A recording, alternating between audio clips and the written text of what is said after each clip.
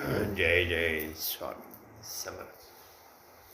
श्री स्वामी समर्थ। जय जय स्वामी समर्थ। श्री स्वामी समर्थ। जय जय स्वामी समर्थ। श्री स्वामी समर्थ। जय जय स्वामी समर्थ।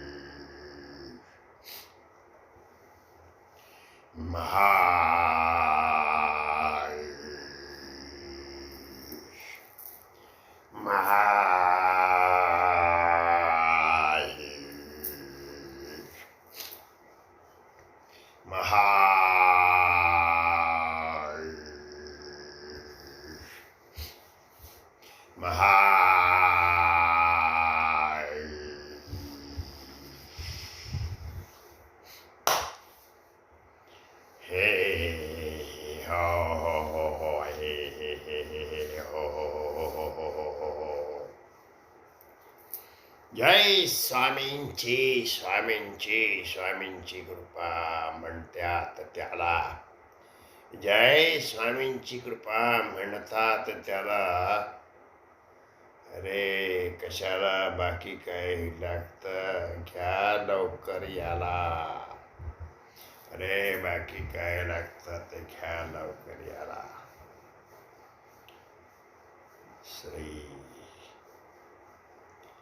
श्री स्वामींची कृपा. श्री स्वामींची कृपा झाली या माझ्यावरी. श्री स्वामींची कृपा झाली या माझ्यावरी. धावत्या लवकरी भेटावया. धावत्या लवकरी भेटावया. होईल कल्याण तुमचेच सारे. होईल कल्याण तुमचेच सारे. स्वामींना प्रत्यक्ष बघतात सारे. स्वामींना बघतात, प्रत्यक्ष बघतात सारे. अरे शरीर शरीर हे वेगळे असते.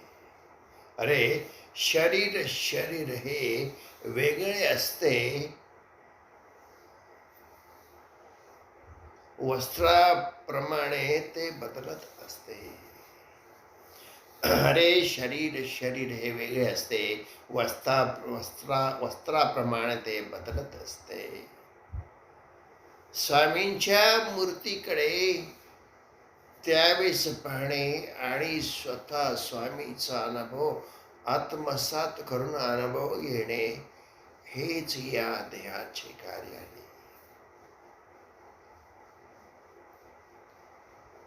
स्वामी करतात लीला. स्वामी करतात लीला. त्यांना देहबोलीची काही जरूर असेना.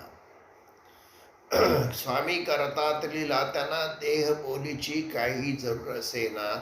आपणाला समजण्यासाठी या देहात प्रवेश करून बोलत असतील. आपल्याला समजण्यासाठी या देहात प्रवेश करून बोलत असतील. सहज लीला करत स्वामी आपल्या समोर प्रत्यक्ष येतात. सहज लीला करत स्वामी आपल्या समोर प्रत्यक्ष येतात. थोडस समजायला पाहिजे आपण किती त्यांना वेळ देता. थोडं समजायला पाहिजे आपण त्यांना किती वेळ देता.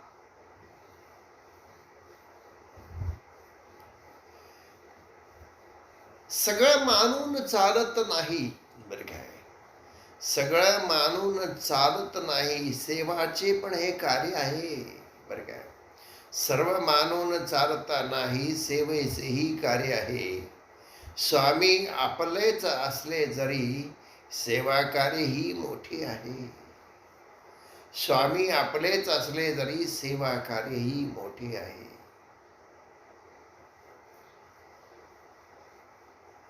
सेवा केल्याने सगळ्यात महत्वाची गोष्ट वळण लागते.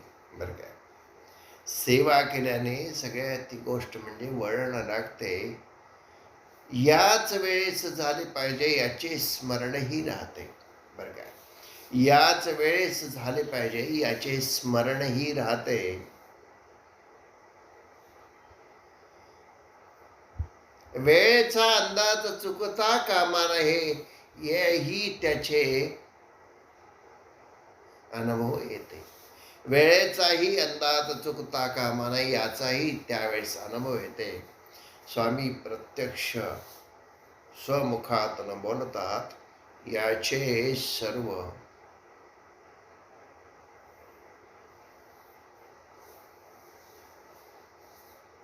याचे सर्व कार्य स्वामीच करते. कालच मी सांगितलं की आपल्याला जगामध्ये जी गोष्ट करायची आहे ते त्यांच्या मनाशिवाय, त्यांनी सांगितल्याशिवाय, त्यांनी समजावल्याशिवाय आपणाला ती करता येत नाही. करण्यासाठी भाग्य लागते, करण्यासाठी वेळ लागती, वेळ यावी लागते आणि बरोबर त्या गोष्टी नेमक्या होतात.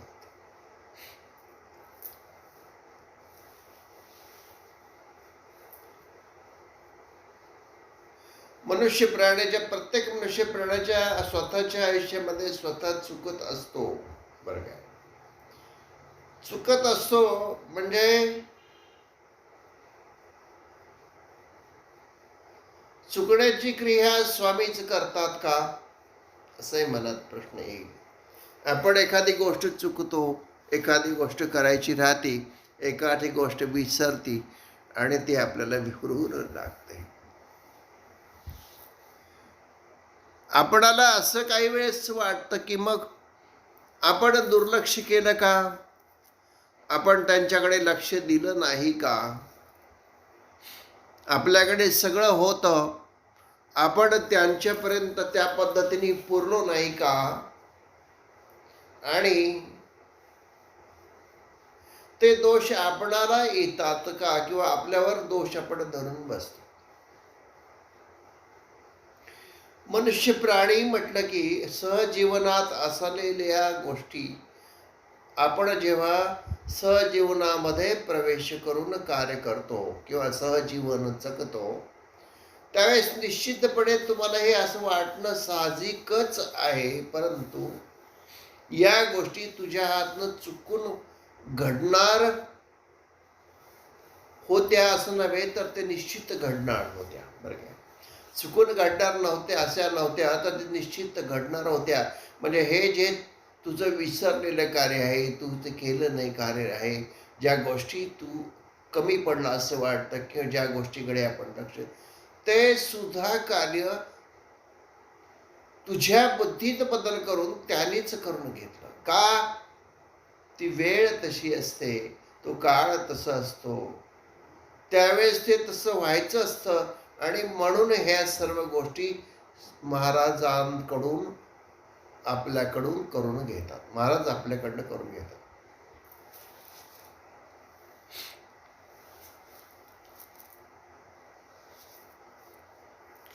खरं पाहता मनुष्य प्राण्यांचा जन्म आपण जेव्हा घेतो तेव्हा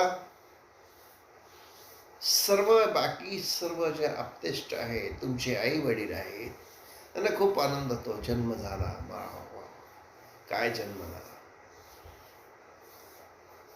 मग ते जन्मानंतर तो स्त्री पुरुष वरे वरे वरे ज्या गोष्टी आहेत ते होतात आणि आनंद उत्सव साजरा करतात. हो की नाही, आनंद उत्सव साजरा करतात. मग त्याचं संगोपन करतात, त्याला मोठे करतात, संस्कार देतात, त्याला सर्व गोष्टी त्यांना मिळकतीच्या स्वरूपात करण्यासाठी त्याला प्रयत्न करतात. सगळ्या गोष्टी आपण त्यांना अनुकूल अशा परिस्थिती करण्याचा प्रयत्न आपण त्या बालकासाठी, त्या मुलासाठी, त्या मुलीसाठी आपण करत असतो.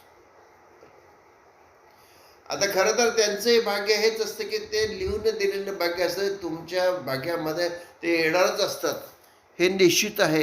परंतु हे सगळं होत असताना त्याचा जर अल्पावधीमध्ये, अल्पायुष्यामध्ये तर मृत्यू झाला, आपल्याला फार दुःख होतं.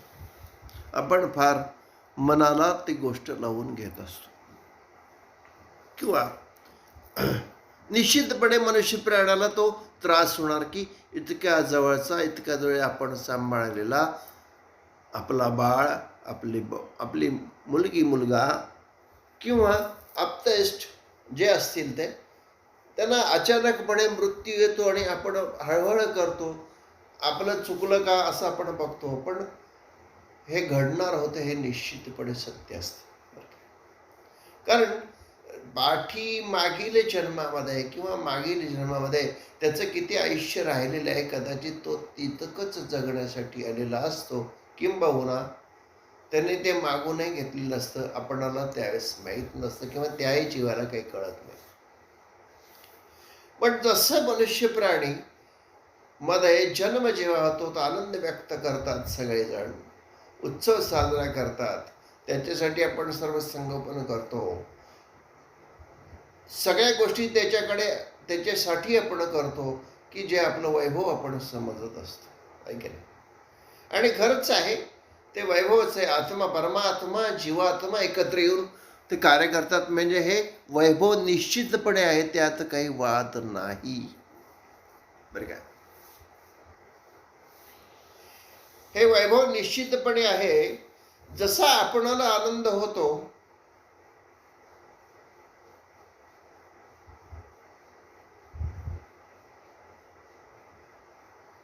आणि जसं आपण तो आल्यानंतर आपण त्याची वाट पाहत असतो, त्या पद्धतीनेच मृत्यूसमयी किंवा मृत्यू आपल्याला येणार आहे हे आपल्याला माहीत नसतं. कारण ते माहीत नसतं म्हणून आपलं जीवन सगळं छान होत असतं, बरं का? मृत्यू जर माहीत असेल तर माणूस जीवन छान जगणार नाही किंवा त्या जीवनात रस वाटणार नाही. कारण एकदा आलं आणि एकदा जायचं हा एक निर्णय आपल्या डोक्यामध्ये फिक्स असतो. परंतु तो आपल्याला माहिती नसतो म्हणून आपण जीवन अगदी आनंदात, सुखात मस्तपणे घालवत असतो. तेच योग्य आहे. पण ज्यावेळेस हा विचार करा की ज्यावेळेस जन्म होतो तेव्हा आनंद उत्सव आपण साजरा करतो. मग मृत्यू झाल्यानंतर किंवा आपला जो आत्मा आहे तो त्याच जिथं होता तिथे परत गेल्यानंतर त्यांना आनंद होणार आहे का दुःख होणार आहे का त्यांना कसं वाटणार आहे, याचा आपण कधी विचार केला का? नाही करणार. का? कारण आपण आपल्या दुःखाच्या आविर्भावामध्ये, दुःखाच्या साम्राज्यामध्ये आपण बसलेलं असतं. की असं विचार करा, आपल्यातली एक आत्मा नावाची जी शक्ती आहे, जी ऊर्जा आहे, जीवात्मा बनून त्या शरीरामध्ये प्रवेश करते. हे कार्य जरी स्वामींचं असेल, हे सगळं जरी स्वामींचं असेल, ज्यावेळेस ते मृत्यू पावते आणि ते परत त्यांच्याकडे येते, पण ज्यावेळेस येताना आपलं पुण्यसंचय, पाप संचय, सर्व गोष्टी आपण ती भरभरून घेत असतो. त्यावेळेस आपण जर पुण्यसंचय किंवा परमात्म्याशी एकरूप होऊन जर आपण पृथ्वी तलावर राहिलेले असाल, आनंदाने सगळ्या गोष्टी तुम्ही केल्या असाल, तर प्रत्यक्ष परमेश्वर, परमात्मा, परब्रह्म आपल्याला न्यायाला निश्चितपणे येतात, यात काही वावगं नाही आहे. पण आपल्यावर, आपल्या या गोष्टीवर निर्भर असतं की आपण काय केलं आयुष्यामध्ये, जीवनामध्ये काय केलं, हे निश्चितपणे आपण त्याचा अभ्यास केला पाहिजे, बरं काय? तुम्हाला मी प्रत्यक्ष सांगितलं की साधना करणे, सेवा करणे म्हणजे महाराजांचे पाय धरून बसणे किंवा महाराजांच्या सारखं रात्रंदिवस आपल्या मनामध्ये अशी ठाम श्रद्धा आणि विश्वास पाहिजे की बस संपला. माझा विषय महाराज आहेत आणि महाराजच कार्य करतात. हा श्रद्धा आणि विश्वास तुमची असेल ना, तर रात्रंदिवस तुम्हाला पोथी वाचायची गरज नाही, ना जप तप करायची गरज नाही, ना कुठल्या गोष्टी करायची नाही. परोपकार करण्याची बुद्धीसुद्धा स्वामी देतात आणि ज्यांना खरं आवश्यकता आहे त्या गोष्टीपर्यंत महाराज आपणाला पोहोचवतात. हे पण निश्चितपणे सत्यपणे लक्षात ठेवायचं आहे.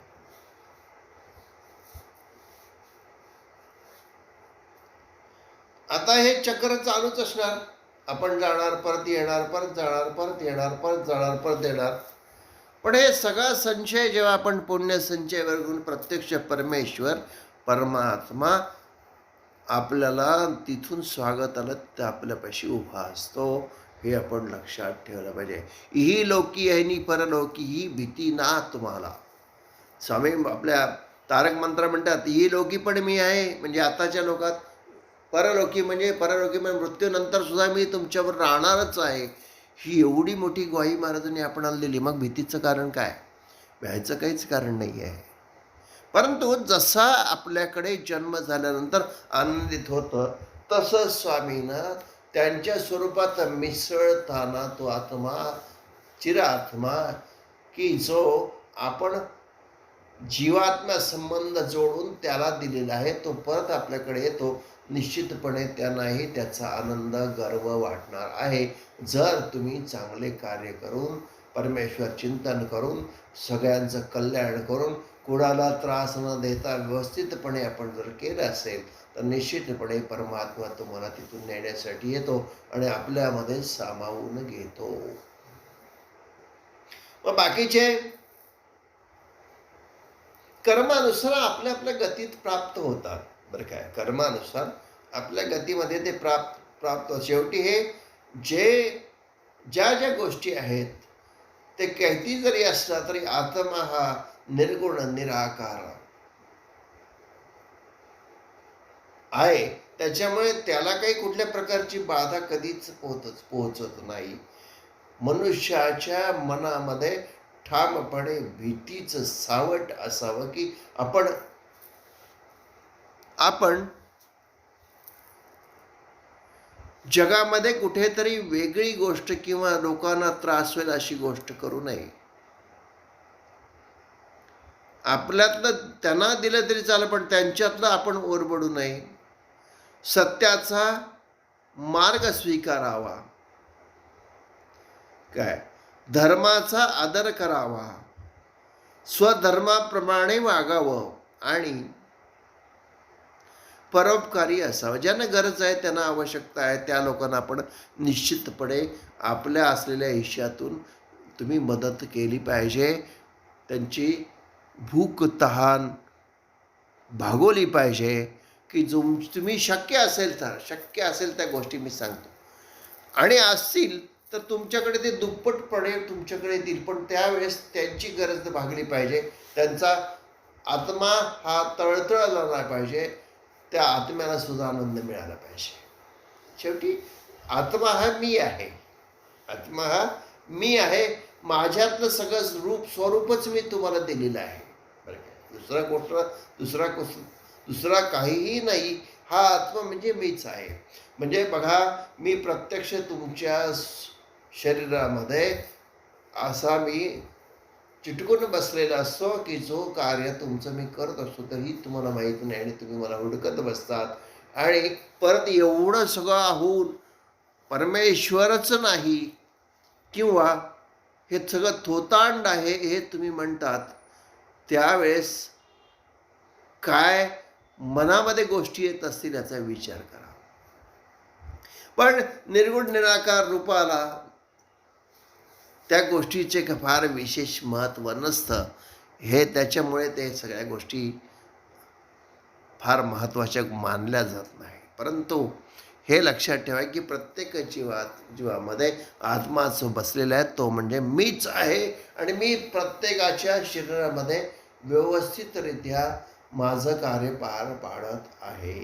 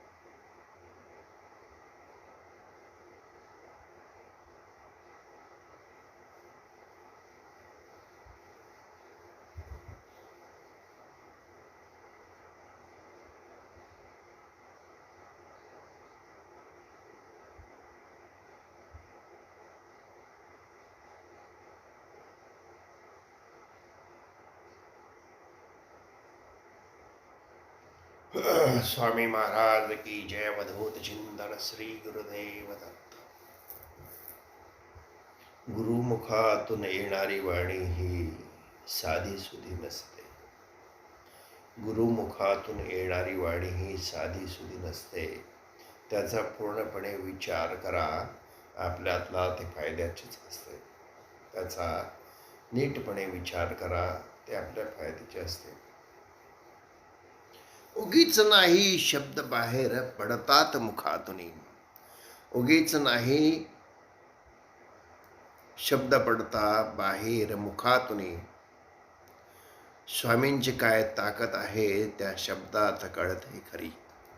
स्वामींची काय ताकद आहे ते शब्दात कळते खरी.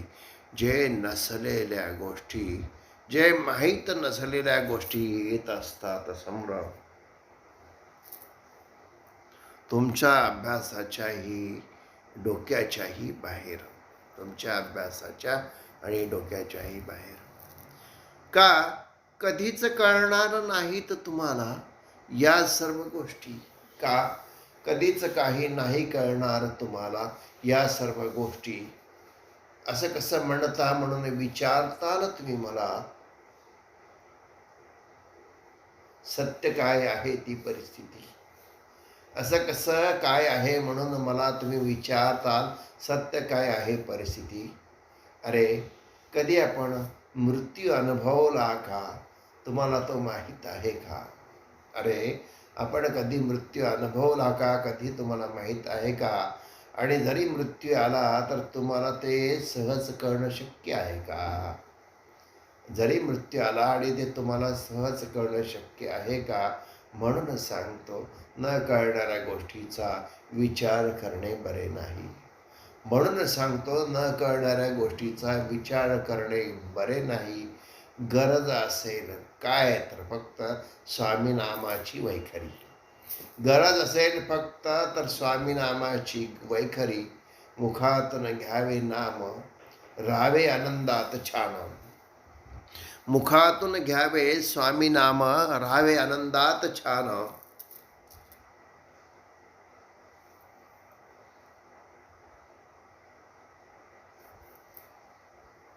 परोपकार करून सर्वांचे करावे कल्याण. परोपकार करून सर्वांचे करावे कल्याण. उगीच नसत्या गोष्टीत लक्ष घालू नये. उगी नसत्यात गोष्टीत लक्ष घालू नये. काथ्याकूट करण्यात आयुष्य घालवू नये. उगी नसत्या गोष्टीत लक्ष घालू नये. काथ्याकूट करण्यात आयुष्य घालू नये. जे सत्य सत्य आहे त्याचा, जे सत्य सत्य आहे ते मनामध्ये ठासून भरावे. जे सत्य सत्य आहे ते मनामध्ये ठासून भरावे. बस आपण नुसतेच आहोत. बस आपण नुसतेच आहोत असं मनाला बजावून आपल्याला दिलेले कर्तव्यही कधी टाळू नये. आपल्याला दिलेले कर्तव्यही काही टाळू नये. जगामध्ये काही टाळण्यासारखं नसतं. जगामध्ये काही टाळण्यासारखे नसतं. सर्व काही शिकण्यासाठी ते तुम्हाला दिलेलं असतं. सर्व काही शिकण्यासाठी ते तुम्हाला दिलेलं असतं.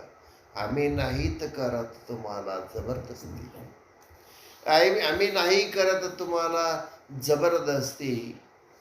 अनुभवाने जेव्हा येईल डोळ्यात,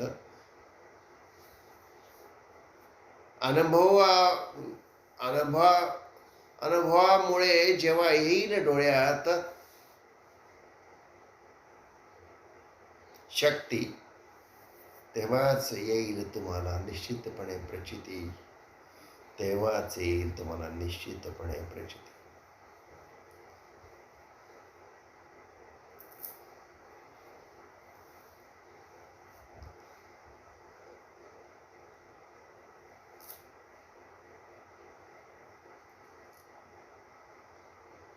एकच शरीर म्हणजे स्वामी नाही बरं काय. एकच शरीर म्हणजे स्वामी नाही. माझ्या देहाला तुम्ही पाहिलं तर, माझ्या देहाला तुम्ही पाहिलं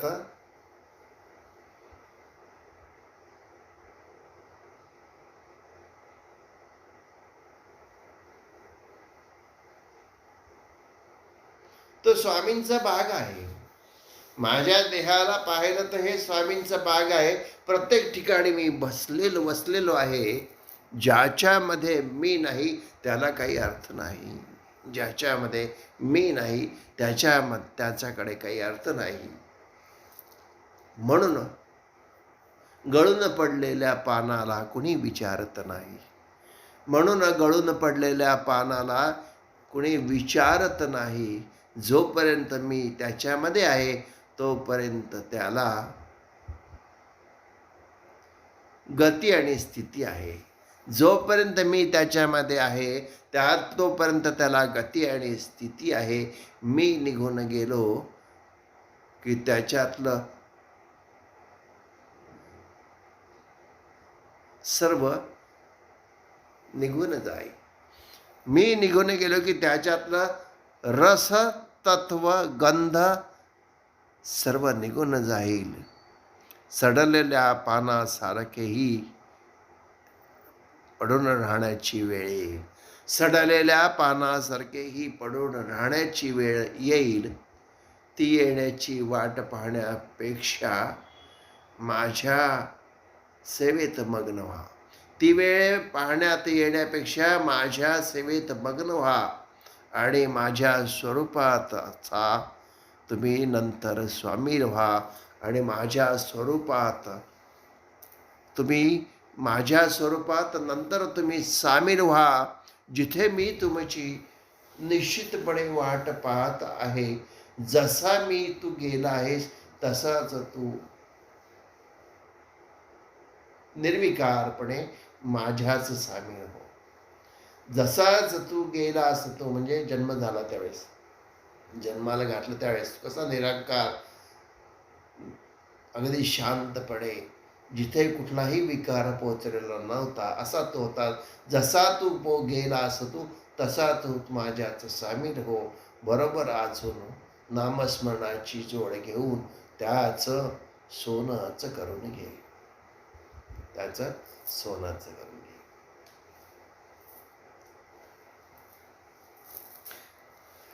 उपदेशांचे धडे खूप झाले. उपदेशांचे धडे खूप झाले. डोकेही आपले जड पडू लागले. उपदेशांचे धडे खूप झाले. डोकेही आपले जड पडू लागले. थोडा शांतपणे बस. थोडा शांतपणे बस. विश्रांती घे. थोडा शांतपणे बस. विश्रांती घे. काही आठवू नको. काही आठवू नको. मी तुझ्या बरोबर नियमितरित्या आहे. काही आठवू नको. मी तुझ्या बरोबर नियमितरित्या आहे. आपली आताची ओळख नाही. जन्मोजन्मी आपण बरोबर आहोत. आपली आताची ओळख नाही. जन्मोजन्मी आपण बरोबर आहोत.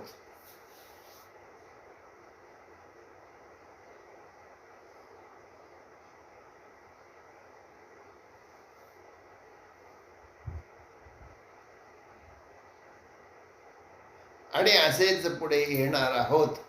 असेच पुढे राहणार आहे. यामध्ये निश्चितपणे निश्चितता आहे. हे तुझे कार्य चालू ठेव.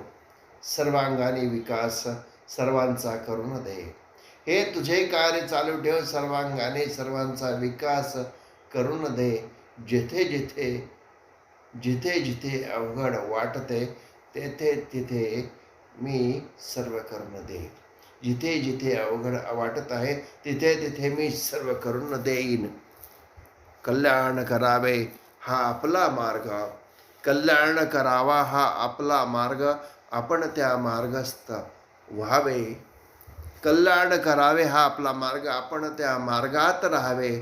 सर्वांना समजून सांगून सर्वांना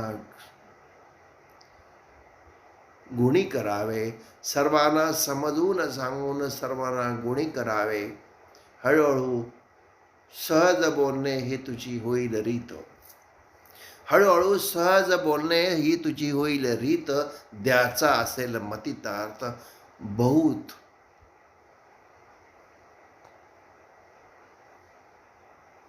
बहुत खूप सशर्त, बहुत खूप सशर्त.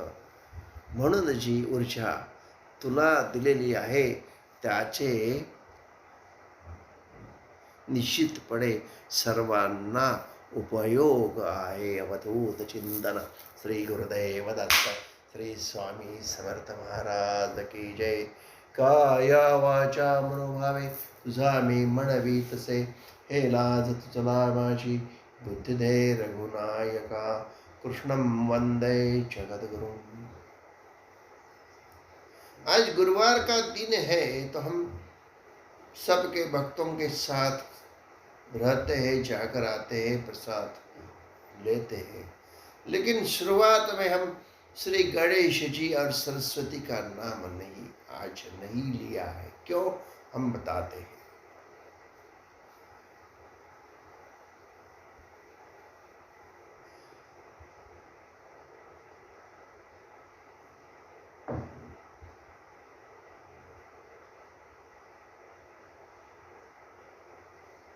गणेश जी कुछ बात कर रहे थे. गणेश जी कुछ बात कर रहे थे कि शुरुआत हमारे नाम से होती है. गणेश जी कुछ बात कर रहे थे, शुरुआत हमारे नाम से होती है. जहाँ मुंह खोलने के बाद बात होती है वह सरस्वती भी रहती है. जहाँ मुंह खोलने के बात होती है वहाँ सरस्वती भी जिह्वा में बैठी होती है, जो कि सब बात करती है. लेकिन आज गुरुवार का दिन है तो गणेश जी और सरस्वती जी बोले, स्वामी जी हम तुम्हारे बराबर ही रहते हैं, तो शुरुआत ना हमें से करें, आप ही शुरुआत करें. इसलिए श्री गणेशाय नमः, श्री सरस्वते नमः, यानी ओम गम गणपतये नमः से शुरुआत नहीं की. लेकिन वो कह रहे कि जब स्वामी खुद बात करे तो गणेश जी बोलने की कुछ जरूर नहीं. जब मनुष्य प्राणी बात कर रहे तो ये निश्चित रूप में उनको ये बोलना चाहिए, ये सत्य है. और आपके समझने के लिए आपको वो प्रथा होने के लिए श्री गणेशाय नमः, ओम गम गणपते नमः, ओम सरस्वते नमः, गुरुभ्यो नमः ऐसे बोल दिया जाता है. लेकिन आज हमने थोड़ा सा अलग रूप क्योंकि आपको दिखा दिया है कि कैसी बात हो सकती है. अवधूत चिंतन. श्री गुरुदेव दत्त.